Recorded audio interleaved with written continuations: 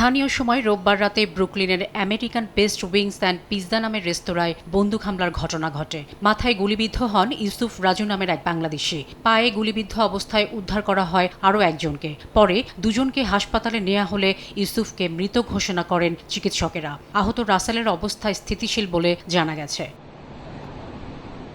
Police জানায়, এক বন্দুকধারী রেস্তোরাঁটিতে প্রবেশ করে অতর্কিত গুলি চালালে হতাহতের ঘটনা ঘটে। কী কারণে গুলি চালানো হয়েছে তা এখনও জানা যায়নি। ঘটনার পর থেকে হামলাকারীকে ধরতে অভিযান চালাচ্ছে নিউ ইয়র্ক পুলিশ।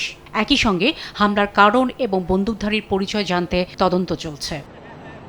নিহত ইউসুফ রাজুর বাড়ি নোয়াখালী বলে জানা গেছে। এই ঘটনায় প্রবাসী বাংলাদেশিদের মধ্যে আতঙ্ক বিরাজ করছে। এর আগে ব্রুকলিনে স্থানীয় সময় শুক্রবার রাত ৯:৫৫ দিকে ইস্ট নিউ ইয়র্কের নাইচার পিঙ্ক হাউসের বাইরে ২৭ বছর বয়সী এক ব্যক্তিকে গুলি করে হত্যা করা হয়। শাফিনা সুলতানা, সময় সংবাদ।